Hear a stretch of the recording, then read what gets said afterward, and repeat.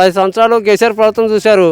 కాకపోతే దాంట్లో కొంత బాగానే ఉండే, మధ్యలో వచ్చిన వాళ్ళు సిస్టమ్ ఖరాబ్ చేసినాడు. దాని గురించి కొత్త ప్రభుత్వం తెచ్చి చూద్దామనేసి పబ్లిక్ తెచ్చారు. తెచ్చినాక వీలైనా కనీసం నడిపిస్తారేమంటే ఇంకా టైం ఉన్నది ఇంకా ముంగట. ఇప్పుడు ప్రస్తుతానికి అయితే 1 year అయింది. ఇంకా నా 4 yearsలో ఏం చేస్తారో అది కూడా చూస్తాం. ఒకవేళ కాలేదనుకోండి మళ్ళీ వేరే ప్రభుత్వం వీళ్ళు ఎక్కుంటారు. ఇక అంటే ఇప్పుడు రాష్ట్రంలో 22,000 కోట్ల రుణమాఫీ చేశామని చెప్పేసి కాంగ్రెస్ ప్రభుత్వం చెప్తా ఉంది. మరి రుణమాఫీ అందరికీ జరిగిందంటారా?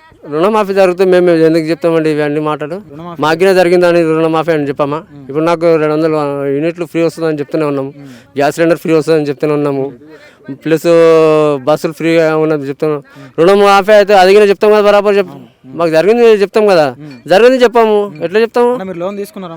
మరి మేము లోన్ అయితే తీసుకోలేము, వేరే తీసుకున్న వాళ్ళు చెప్తున్నారు కాలేదు సార్ మాకు రుణమాఫీ కాలేదన్న, మాకు ఇది ఇట్లా ఉన్నా అట్లా ప్రాబ్లమ్స్ ఇవే నడుస్తున్నాయి. మళ్ళీ ఇప్పుడు ఈ డిఏపీ కింద దొరుకుతలేదు, ఎక్కడెక్కడికెళ్ళో పోయి తీసుకొచ్చినాం, ఎరువులు కింద దొరకట్లేదు.